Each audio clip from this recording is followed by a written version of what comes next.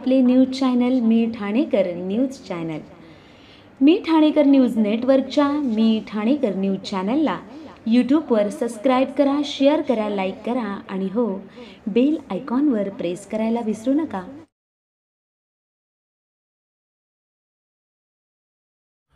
नमस्कार. मी ठाणेकर न्यूज चॅनलच्या या स्टुडिओमध्ये आपल्या समवेत आहेत शहापूर तालुक्यातील एक अभ्यासू आणि प्रसिद्ध राजकारणी संतोषजी भेरे साहेब. मी ठाणेकर न्यूज चॅनलच्या या सदरामध्ये शहापूर तालुक्यातील राजकारणी हा सदर आपण सुरू केला आहे आणि या सदरामध्ये आपण शहापूर तालुक्यातील असे जे काही राजकारणी आहेत की त्यांच्या मागील दशकामध्ये चांगलं काम आहे आणि हे काम जनतेपर्यंत पोहोचवण्याचं काम या ठिकाणी आपण या मी ठाणेकर चॅनलच्या माध्यमातून करणार आहोत. त्यासाठी हा सदर आपण सुरू केलेला आहे. यातून एक उद्दिष्ट आम्ही ठेवलेलं आहे, ते म्हणजे हे जे राजकारणी आहेत त्यांनी केलेलं काम आमच्या मी ठाणेकर न्यूज चॅनलच्या माध्यमातून लोकांपर्यंत पोहोचलं पाहिजे, हा एक उद्देश आहे. दुसरं असं की या राजकारण्यांनी जे काही काम केले आहे ते येणाऱ्या तरुण राजकारण्यांनी किंवा पिढीने आत्मसात करून आणि त्याबद्दल अभ्यास करायचा आहे, यासाठी हे उपक्रम सुरू केले आहे. आणि तिसरं म्हणजे की हे जे राजकारणी आहेत युट्यूबमध्ये आज संग्रहित राहतील आणि त्यांनी केलेलं काम हे आपण कधी त्यांच्या मुलाखतीमधून आपण बघू शकतो, यासाठी हा सदर आपण सुरू केलेला आहे. आपल्या या सदरासाठी आज आपण या ठिकाणी ज्येष्ठ राजकारणी संतोषजी भेरे साहेब आपल्यासाठी वेळ काढण्यासाठी उपस्थित आहेत.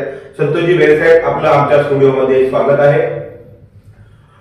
संतोषजी भेरे हे नाव शहापूरच्या राजकारणामध्ये मोठ्या आदराने घेतले जातं. त्यांचं काम मी स्वतः जवळून बघितलंय, पत्रकार म्हणून बघितलंय आणि राजकारणी कसा असावा एकदम अभ्यासू राजकारणी म्हणून संतोष भेरे यांचं नाव या शहापूरच्या राजकारणात आहे. कमी वयामध्ये चांगल्या पद्धतीने ग्रीप त्यांनी घेतलेली आहे आणि या संदर्भात आपण बोलण्यासाठी त्यांची माहिती घेण्यासाठी आपण त्यांना बोलवलं आहे. भेरे साहेब, मला सांगा की आजपर्यंत आपण जे राजकारण केलं त्या राजकारणामध्ये अनेक त्रास आपल्याला सहन करावे लागले, अनेक खस्ता आपण खाल्लेल्या आहेत. हे करत असताना, हे खात असताना आपण कशा पद्धतीने राजकारण केलं? सर्वप्रथम तुमच्या प्रश्नाचं उत्तर देण्यापूर्वी तुम्ही जसं मला सांगितलं का कमी वयामध्ये कमी वेळामध्ये मी राजकारणामध्ये प्रगल्भ झालो, तसं तुमचं अभिनंदन यासाठी केलं पाहिजे का तुम्ही तुमचा चॅनल कमी वेळामध्ये इतका अग्रेसिव्ह झालेला आहे का ज्याची दखल नुसत्या तालुक्याला नसेल तर जिल्ह्याला घ्यावी लागते. राज्याच्या राजकारणामध्ये सुद्धा तुमचं नाव झालेलं आहे, हे तुमची कौतुकास्पद कामगिरी आहे. नंबर 1. नंबर 2, तुम्ही सुद्धा मला माझं काही राजकीय अस्तित्व नसताना तुम्ही मला जी प्रसिद्धी दिली त्या प्रसिद्धीचं 100% कौतुकास्पद भूमिका मी बोललंच पाहिजे, कारण त्याची जाणीव मला आहे. आणि आज या ठिकाणी तुम्ही मला बोलवलं त्यासाठी तुमचं सतत काही ना काही जे चालू असतं त्याचं 100% कौतुक केलं पाहिजे. त्यासाठी मी तुमचं अभिनंदन आणि धन्यवाद आणि कौतुक करतो. आता प्रश्नाचं उत्तर मी देईन. बोला. संतोष भेरे हे राजकारण करताना त्यांच्या मनात असेल त्याच पद्धतीने करतात असं समीकरण शहापूरमध्ये आहे. तुमचं जन्मस्थळ कानवे, त्यानंतर तुम्ही राहायला आले नडगाव, त्या ठिकाणी केलेलं राजकारण, त्यानंतर आता राहताय कल्याणमध्ये, या तिन्ही ठिकाणी तुम्ही शहापूरमध्ये ज्यावेळेस राहून राजकारण केलं ते राजकारण करताना तुम्हाला कशा पद्धतीचे अनुभव आले? माझा सर्वप्रथम अनुभव म्हणजे सादिक शेख साहेबांच्यामुळे मला हे राजकारणाचं वाटलं का याच्यामध्ये कळालं. ज्या वेळेला 1995-96 दरम्यान साबिरबाईंचा सत्कार झाला तर किनवलीला, त्या सत्कार दरम्यान साबिरबाईंची माझी ओळख नव्हती, पण त्यांनी भाषणात सांगितलं अंबरनाथच्या अन्नास फॅक्टरीमध्ये मजुरी करणारा साबीर आज महाराष्ट्राचा मजूर मंत्री झाला म्हणून ते आकृष्ट होऊन मी साबिरबाईंच्या संपर्कात गेलो आणि म्हणून मला राजकारणाचा वेळ लागला. राहिला प्रश्न दुसरा, आमचं एवढं घराणं मोठं आहे, त्या घराण्याचा वीज भाऊ, त्याच्यामुळे मी पंचायत समिती 2014 लढलो. त्या दिवसापासून मला असं वाटलं राजकारण करावं, कारण प्रत्येक गाव तिथे माझी नाकीगोती होती, म्हणून असं मला वाटलं की राजकारण केलं पाहिजे. पण नंतर तुमच्या प्रश्नाचं अजून एक उत्तर देतो. राजकारणापासून मी परावृत्त का झालो? माझ्या सगळ्या भावांनी सांगितलं का बाबा तुझी बीडीओ ओळखतो, तुला तहसीलदार ओळखतो, सीओ ओळखतो, एक्झिक्युटिव्ह ओळखतो, ज्यांची पात्रता नसते त्यांच्याकडे आपल्याला हातापाया पडून मतं मागायला लागते, म्हणून आजपासून आपण निवडणूक लढायची नाही, हा माझा राजकीय बेस झाला. संतोष बेरे यांचं राजकारण जनतेला सांगायची गरज नाही, कारण तुमचा अभ्यास सगळ्यांना आहे आणि सगळ्यांना तुमच्याबद्दल ज्ञान आहे, त्यामुळे मी काही जास्त सांगू शकलो नाही तुम्हाला तुमच्याबद्दल. परंतु मी पाहिलेले संतोष बेरे राजकारणात अभ्यासू व्यक्तिमत्व. मला एक सांगा की क्रिकेटचा बेताज बादशाह म्हणून तुमच्याकडे शापून पाहिलेले, तुम्ही आणलेले टकुला हेवान, त्यानंतर स्पोर्ट्स मध्ये तुम्ही घेतलेली क्रिकेटच्या स्पर्धा, अशा पूर्ण तालुक्यामध्ये तुमचं नाव आहे, नव्हे तर ठाणे जिल्ह्यात तुमचं नाव आहे. क्रिकेट असो, समाजकारण असो, त्या व्यतिरिक्त तुम्ही जे राजकारण केलं त्याबद्दल मला फक्त माहिती या ठिकाणी हवी आहे. तर राजकारण करत असताना तुम्ही जिल्हा परिषदपेक्षा पंचायत समिती लढवली, तुम्ही किनवली पंचायत समिती लढवली, तर ती पंचायत समिती लढवत असताना तुम्हाला काय प्रसंग अनुभवाला आला? प्रसंग असा पडला का मी ज्या वेळेला 2014ला किनवली गणामध्ये लढलो, मी प्रत्येक घरापर्यंत पोहोचलो. त्या घरापर्यंत पोहोचल्यानंतर त्यांच्या ज्या अडचणी मी ऐकून घेतल्या, त्या अडचणी आज पण या शहापूर मधल्या कुठल्या राजकारणी माणसांनी सोडवल्या नाहीत, याचं मला शल्य वाटतं. म्हणून मला असं वाटलं का राजकारणामधनं आता बाहेर गेलं आपण पाहिजे. आता राहिला प्रश्न क्रिकेटचा. क्रिकेटच्या बाबतीत असा आहे का पूर्वी आर्के ट्रॉफी नावाची, म्हणजे राज कपूर ट्रॉफी नावाची स्पर्धा व्हायची चेंबूरमध्ये. त्याचं पहिलं बक्षीस द्यायचं मिथुन चक्रवर्ती आणि उरलेली बक्षीस द्यायची सगळी नारायण राणे. बाबा रोडलीस नावाचा एक माणूस होता, तो गोव्याला राहायचा, तो फक्त या स्पर्धा भरवण्यासाठी यायचा.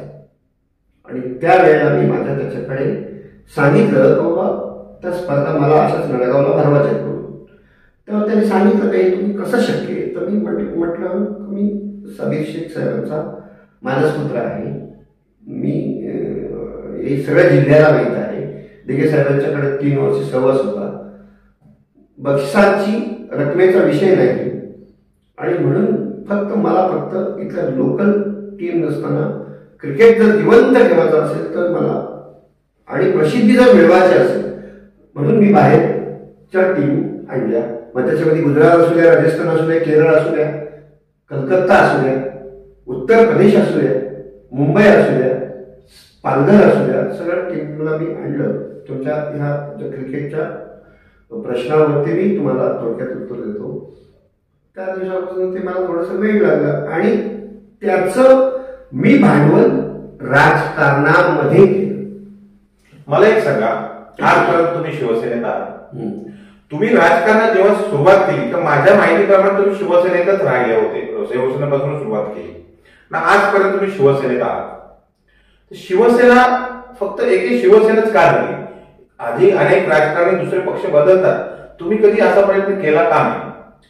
माझ्या अखेरच्या क्षणापर्यंत मी शिवसेनेतच राहणार, कारण पक्ष कधी संपत नसतात. एक उदाहरण तुम्हाला मी सांगतो.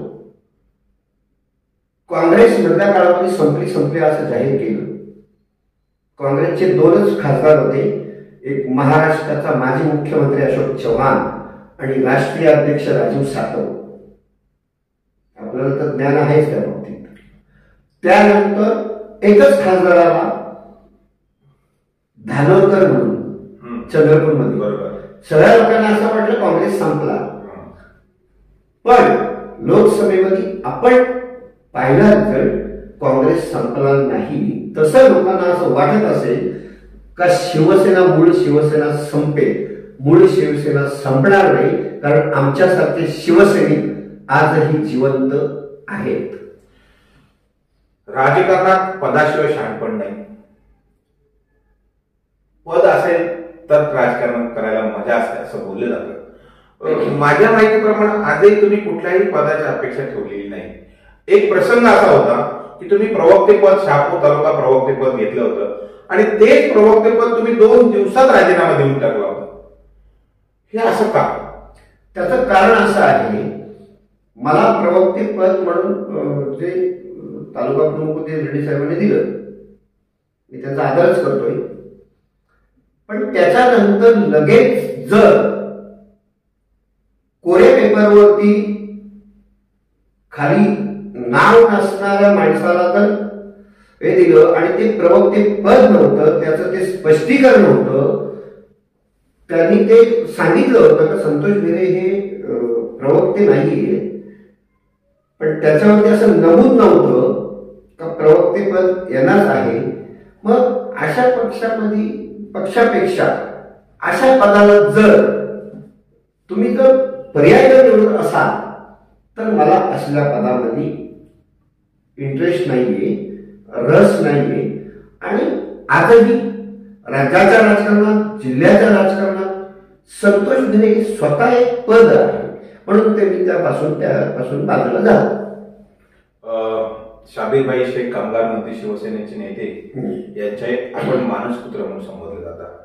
त्याच्यानंतर तुम्ही अनेक नेत्यांकडे काम केले, त्यामध्ये राष्ट्रवादीचे प्रदेश युवक अध्यक्ष पाटील साहेब यांच्याकडे तुम्ही पीए होता. तुम्ही स्वतः तुम्हाला पाहिलेलं आहे, म्हणजे राष्ट्रवादी भवन त्यामध्ये आपण स्वतः आम्ही आम्हाला भेट घेऊन दिली होती. त्यानंतर महाराष्ट्रामध्ये सुद्धा आपण त्यांच्या समेत खूप फिरले. असं असताना सुद्धा राष्ट्रवादीच्या प्रदेश युवक अध्यक्षांच्या पीए असताना त्यांच्या सोबत फिरत होते, परंतु तुम्ही शहापूरमध्ये शिवसेनेतच काम करत होते.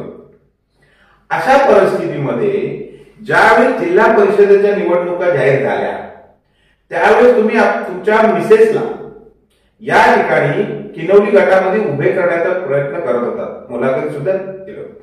पण त्यावेळी तुमचा विषय काय होता? विषय असा होता का त्या ठिकाणी राष्ट्रवादीचा प्रदेशाध्यक्षांचा मी सुयेसाहेब असल्यामुळे मी इच्छा व्यक्त केली का किन्नवली माझी नाती होते असताना किन्नवली जिल्हा परिषद गटाबद्ध माझ्या मिसेसलाच त्या ठिकाणी तिकीट द्यावं. तर मुलाखतीला मी कोणाला येऊन दिलं नाही.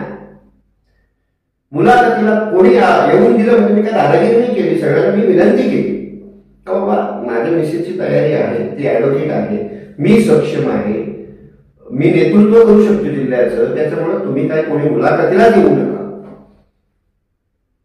पण त्यावेळेला मुलाखतीला कोणी आलं नाही आणि माझ्या मिसेसला त्यांनी त्या ठिकाणी डिक्लेअर केलं. पण दिवंगत दशरथ तिवरे साहेबांनी दुसरंच कोणाला उभं केलं, दुसरंच कोणाला आणलं आणि आमच्या सुदैवाने त्यांच्या दुर्दैवाने ती निवडणूक रद्द झाली. पण माझा हेतू असा नव्हता, तो त्यांचा हेतू होता, म्हणून मी त्या दिवसापासून जिल्हा परिषदच्या सोडून दिला. भिरे साहेब, आज या मुलाखतीमध्ये तुम्ही मनापासून बोलताय, मी बघतोय. मी जे प्रश्न विचारतोय राजकारणातले ते तुम्ही मनापासून सांगताय. मनापासूनच आता पुन्हा एकदा विचारतो की ज्या वेळेस शिवसेनेमध्ये फूट पडली, शिवसेनेचे 2 गट झाले, अशा वेळी आपणास संधी होती की शिंदे गटात जाण्याची, परंतु त्यावेळेस मी स्वतः पाहत होतो, ऑब्झर्व करत होतो आणि पत्रकार म्हणून तुमच्याकडे विश्लेषक म्हणून बघत होतो. तुम्ही तुमची शिवसेना म्हणजे उभाटामध्येच राहण्याचा प्रयत्न केला, असं का? त्याचं कारण असं असतंय, जसं तुम्हाला मी मगाशी उदाहरण सांगितलं काँग्रेसच्या बाबतीत, तसं पक्ष संपत नसतोय. उद्धव बाळासाहेब ठाकरे यांनी स्वतःचं अस्तित्व हे अशा ठिकाणी ठेवलेलं आहे का ते अमित शहाला कधी भेटायला जात नाही, अमित शहा त्यांच्या घरी येतोय. ठाकरेंच्या मातोश्रीचं महत्व हे अबाधित आहे. आज ना उद्या चांगले दिवस येतील. एक दिवस सासूचा असतो, एक दिवस सुनेचा असतोय. म्हणून मी त्याच ठिकाणी थांबण्याचा निर्णय घेतलेला आहे. मेरे साहेब, मी जसा पत्रकार आहे तसे आपणही पत्रकार आहात. भले भले तुमच्या पत्रकारितेला सलाम करतात हे मी पाहिलेलं आहे. निवडणुका आल्या की तुम्ही जे लिखाण करताय ते राजकारणाला सळोके पळ करून सोडताय मी पाहिलेलं आहे. राजकारण आणि पत्रकारिता यामध्ये तुम्ही जास्त करून राजकारणाला वेळ जास्त दिलेला आहे. तुम्ही पत्रकारितेला का जास्त वेळ दिला नाही? त्याचं कारण असं आहे, पत्रकारिता मी महत्व आज पण देतोय. तुमच्यासारखे पत्रकार आहेत, तुमच्यासारखे चॅनेलवाले आहेत. योगेश हजारेचं एक पुण्यनगरीच्या नावाने एक वजब आहे. पत्रकारिता करत असताना सतत लिखाण यासाठी मी करत नसतोय. ज्या वेळेला लेखणी ज्या वेळेला लिहायची चालू होते त्यावेळेला त्याचं महत्व अबाधित करायला पाहिजे. महिन्यात 10 वेळा लिहिण्यापेक्षा निवडणुकीमध्ये बदल घडवायचा असेल त्यावेळेला पत्रकारितेला महत्व हे माझं मत आहे. म्हणून मी लास्ट मोमेंटला ज्या वेळेला मला आवश्यकता असते, गरज असते त्यावेळेला मी माझं लिखाण चालू करतो. त्याचं कारण असं आहे, युद्धामध्येच शस्त्र वापरायचे असतात, दररोज शस्त्र वापरायची नसतात. म्हणून मी ते लिखाण चालू करतो. आणि मी असे अनेकांना नेस्तनाबूत केलेले, अनेकांना उभं केलेलं आहे. आणि तुमच्यासारखी मीडिया ही राहिली पाहिजे म्हणून मी या क्षेत्रामध्ये आजही टिकून आहे. कारण काय, तुमच्यासारखे चॅनेलवाले किंवा तुमच्यासारखे पत्रकार हे कमी राहिलेले आहेत. नाही तर अनेक बाजारात पत्रकार आहेत ते फक्त सांगतात मी पत्रकार बोलतोय. पण योगेश हजारे वेळेला मी बोलतो, मी योगेश हजारे बोलतोय, ज्यावेळेला मी संतोष ढेरे बोलतो, त्याचं जे वजन आहे हे वजन तुमच्यामुळे अबाधित राहिलेलं आहे. हे कौतुक तुमचं केलंच पाहिजे. 100% वेळेस मला सांगा की राजकीय स्टेज असो किंवा कुठलाही स्टेज असो, संतोष बेरेचं भाषण किंवा त्याचं वक्तृत्व किंवा त्याचं सूत्रसंचालन हे जबरदस्त असतं. त्याही पलीकडे संतोष बेरे ज्या ज्या ठिकाणी जाईल तो स्टेज सुद्धा तो घेण्याचा प्रयत्न करतो. नुकताच या सरकारचा शपथविधी झाला, त्याच्यानंतर तुमची व्हिडिओ व्हायरल झाली. शपथविधीच्या कार्यक्रमानंतर तुम्ही काहीतरी प्रेझेंट करतो. हे तुम्हाला कसं जमतं? त्याचं कारण आहे तुमच्या आशीर्वादाने, तुमच्या शुभेच्छांनी. माझ्या घरात 30,000चं फर्निचर नसेल, 3 लाखाची पुस्तकं आहेत. मी सकाळी 6 वाजता उठल्यानंतर सर्वप्रथम चहा पिण्याच्या अगोदर कमीत कमी 1 तास वाचत असतो. माझी मिसेस हायकोर्ट ॲडव्होकेट आहे, चॅलेंजिंग वकील आहे ती. तर हे त्या वाचनामुळे हे सगळं आपल्याला साध्य होत असते. आणि तुमच्या आशीर्वादाने सगळे हे साध्य आपण करतो. आणि आत्मविश्वास हा प्रचंड महत्वाचा असतोय. का मी ज्यावेळेला तुम्ही सांगितले का बाबा कुठल्याही व्यासपीठावर गेल्यानंतर मी जे बोलतो तर तो आत्मविश्वास यासाठी गरजेचा असतोय. आपण कोणाला घाबरायचं नाही, कारण आपण जर चुकीचं काम करत नाही तर आपण कशाला कोणाला घाबरायचं. म्हणून व्यासपीठावरती आपण साम्राज्याने बोलत असतो. मी पाहिलं आहे की आपण समाजकारण, राजकारण करताना, खास करून राजकारण करताना आपलं गाव कानव्यानंतर नडगाव, नडगावनंतर कल्याण अशा प्रवाहातून म्हणजे आर्थिक परिस्थितीतून किंवा याच्यामधून तुम्ही वेळात वेळ काढून तुम्ही राजकारण केलं. परिस्थिती गंभीर असो किंवा बिकट असो, त्या पलीकडे मात करून आपण राजकारण केलं. आणि मी पाहिलेले भेडे असेल की गल्लीपासून दिल्लीपर्यंत फिरणारे भेडे आहेत. संपूर्ण महाराष्ट्र तुम्ही पालथा घातलाय, अखंड हिंदुस्थानामध्ये तुम्ही फिरलात. आणि मला सुद्धा चांगल्या पद्धतीने योग तुमच्या सोबत जाण्यात आलेला आहे. मला एक सांगा, राजकारण करत असताना तुमच्या या राजकारणामध्ये कोणी गुरु आहे का, किंवा तुम्ही असं कोणाला प्रेरक मानता का, किंवा तुम्हाला असं वाटतं की मी या राजकारणासारखं व्हायला पाहिजे? मला फक्त आशीर्वाद साबीरबाई दिवंगत शिवभक्त सह्याद्री भ्रमणभूषण साविरबाईंच्या आश्रमामध्ये मी हे सगळं शिकलो आणि यानंतर मला घरामध्ये पण माझी धर्मपत्नी ती मला प्रेरित करत असते. फक्त एकच आहे तिचं पण म्हणणं आणि माझं पण म्हणणं, आयुष्यात चुकीचं काम करायचं नाही.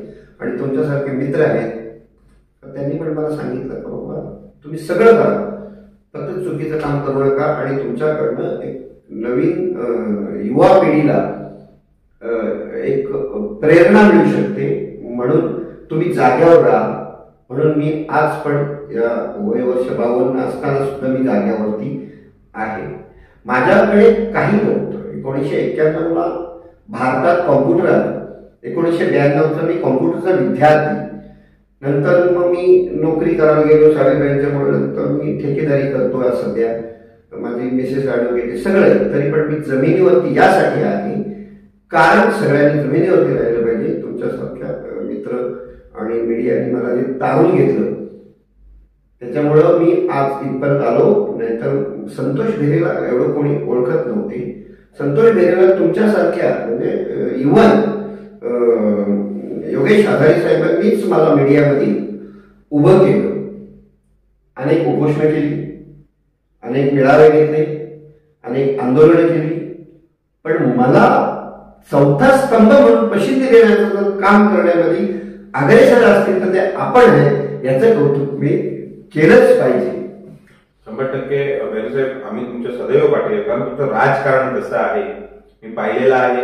एक बेधडक राजकारणी म्हणून तुमच्याकडे मी पाहिलेलं आहे आणि अभ्यासू व्यक्तिमत्व तुम्ही आहात. राजकारण करताना तुम्ही कशा पद्धतीने राज करता ते थोड्या अंशाने मी तुम्हाला जवळून पाहिलेलं आहे. साहेब मला एक सांगा की तुम्ही शाबीरबाई शेख यांचं सांगितलं माझं सूत्र, तर शाबीरबाईंना आम्ही जास्त काही जवळून पाहिले नाही, तुम्ही पाहिलेलं आहे.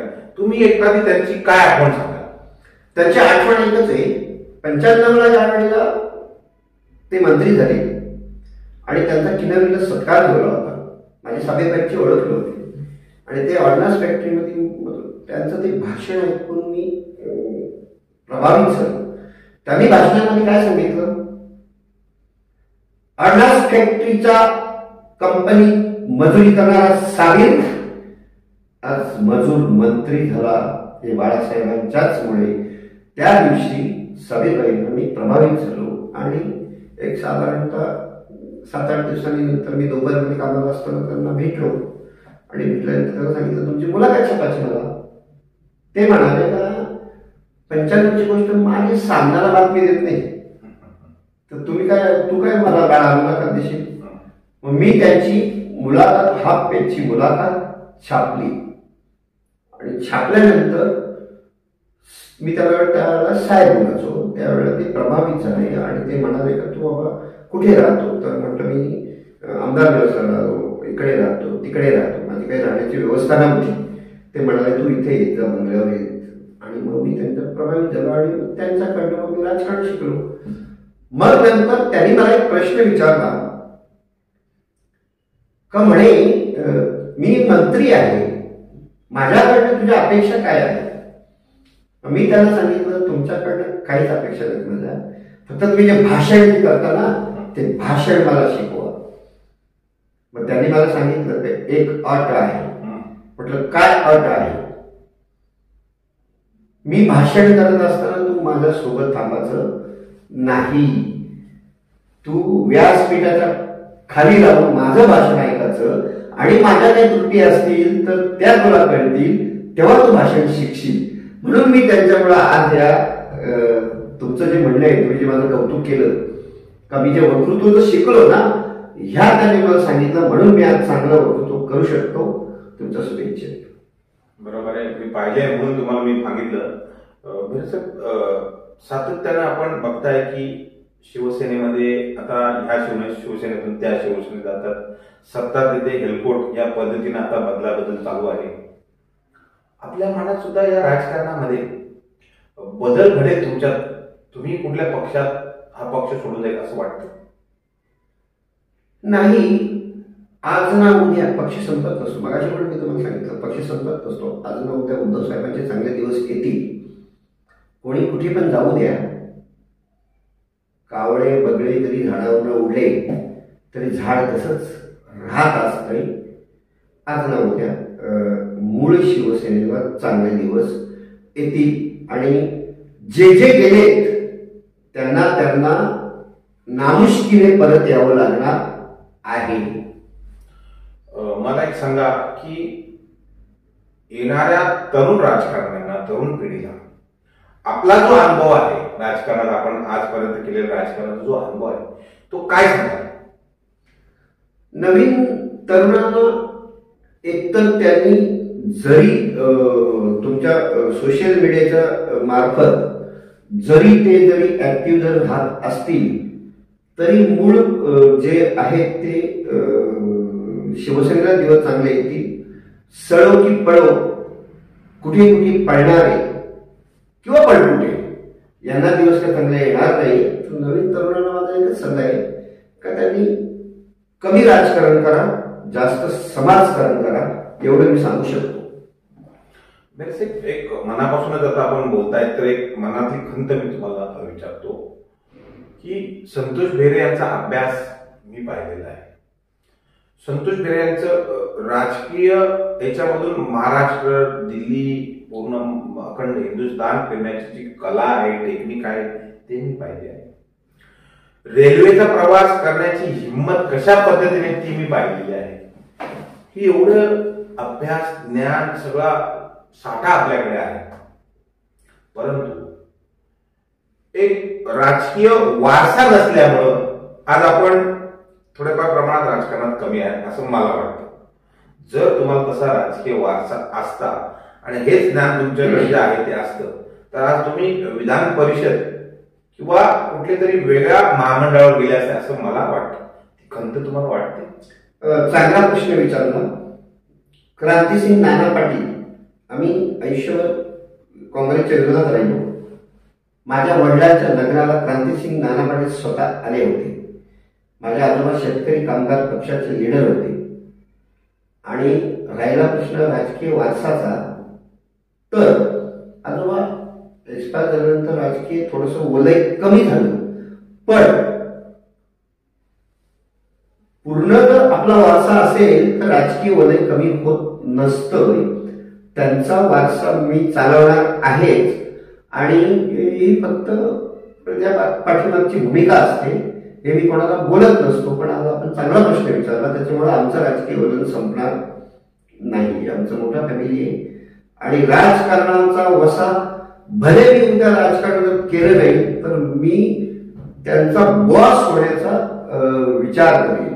म्हणजे माझी माणसं राजकारणात असतील आणि जर तेवढं जर वर्चस्व त्यांना जर जमलं नसेल तर मी स्वतः त्याचं नेतृत्व करेन. हा शब्द तुम्हाला आजही देऊ शकतो. नुकताच लोकसभा आणि विधानसभा निवडणूक झाली. राहिला प्रश्न शहापूरच्या बाबतीत राहिला प्रश्न विधान परिषद तुम्ही जो प्रश्न विचारला तर माझी मिसेस ब्राह्मण असल्यामुळे आम्ही थोडस कुंडली वगैरे बघतो. तर माझ्या नशिबामध्ये 31 डिसेंबर 25च्या अगोदर विधान परिषदेवरती मला संधी मिळणार आहे असं कुंडलीमध्ये सांगितलंय. आता ते जर तरचा प्रश्न तो वेगळा असतोय. आता राहिला प्रश्न इथल्या स्थानिक राजकारणाचा, तर आता हे आदिवासी आता आरक्षण उठलेला झालं 25ला. 2029ला कदाचित मलाही संधी मिळू शकते. तुमच्या कुंडळीमध्ये जर असेल तर त्यासाठी तुम्हाला यशस्वी व्हावे यासाठी माझ्या शुभेच्छा आहेत. मी मगाशी तुम्हाला एक प्रश्न विचारला की नुकताच लोकसभा आणि विधानसभा निवडणूक झाली. या लोकसभा आणि विधानसभा निवडणुकीमध्ये आपली भूमिका शहापूरमध्ये काय होती? लोकसभेमध्ये काहीतरी बदल घडावा म्हणून आपण सुरेश बाळाभाऊ म्हात्रे यांना मदत केली आणि तोच नको हे मी 15 वर्षापूर्वी बॅनर लावले होते. पण तिसरा पर्याय जर मिळत नसेल त्याच्यामुळे ह्या दोघांच्याच मध्ये लढत झाली आणि दोघांच्या मध्ये लढतीमध्ये दौलत दरोडा यांना मदत करावं लागलं. कारण मदत त्यांना का करावी लागली?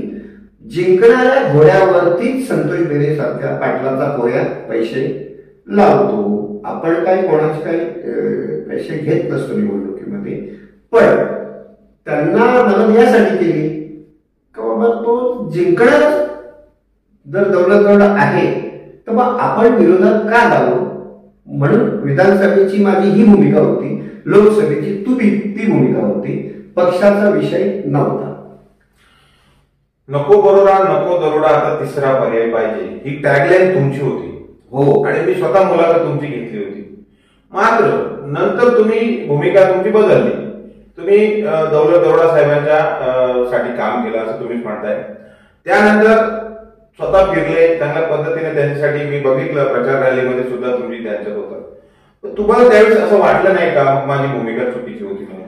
भूमिका चुकल्यापेक्षा जर तिसरा पर्याय जर नसेल तर त्या अविनाश शिंदेच्या साठी जी शिवसेनेची बैठक झाली होती त्या बैठकीमध्ये ठरलं, पण नंतर तीच मंडळी जर परतली तर मग आपण जो माणूस जिंकणार असेल त्याचंच काम करावं लागेल. कारण तालुक्याच्या पण विकासाचा प्रश्न आहे.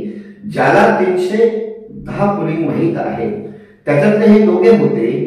मग जर त्याच्यातून जिंकणारा जो माणूस आहे त्याला मदत करावीच लागणार आपल्याला, म्हणून आपण त्याला मदत केली.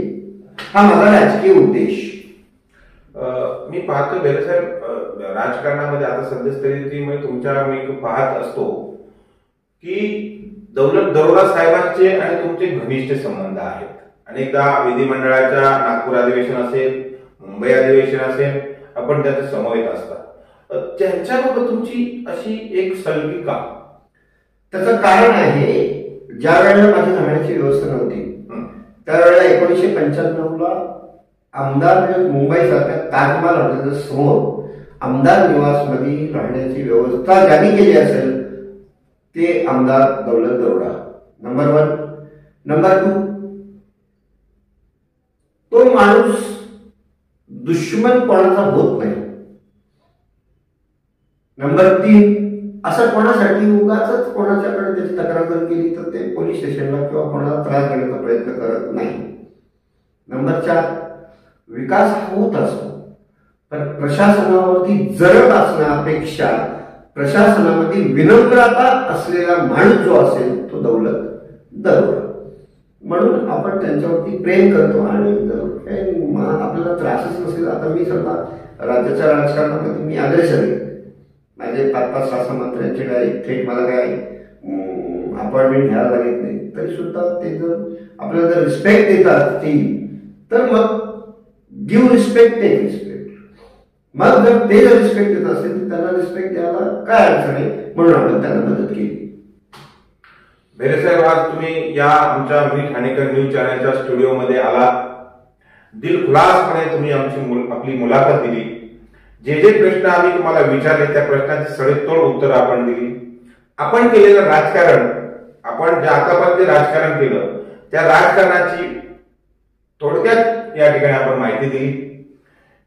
त्याच्यानंतर जे काही भावनिक संवेदनशील प्रश्न आहेत की जे विचारायला पाहिजे होते ते मी विचारले आणि त्याच्यावर सुद्धा आपण चांगल्या पद्धतीनं उत्तरं दिली. तुमचा अभ्यास गाढा असल्यामुळं 100% आमच्या प्रश्नाला उत्तर तुम्ही सडेतोड देणारच होते. परंतु कधी कधी भावनिक सुद्धा माणूस काही बोलून जातो, परंतु कुठलाही भावनिकता न करता आपण चांगल्या पद्धतीनं या ठिकाणी आमची मुलाखत फेस केली. तुमच्याकडनं सुद्धा काही शिकण्यासारखं आहे ते मी घेतलेलं आहे. कारण खूप काही अनुभव तुम्हाला आहेत, मी तुमच्या समोर नेहमीच असतो आणि आज मुलाखत सुद्धा तुमच्या बाबतीतची माहिती चांगल्या पद्धतीने मला मिळाली.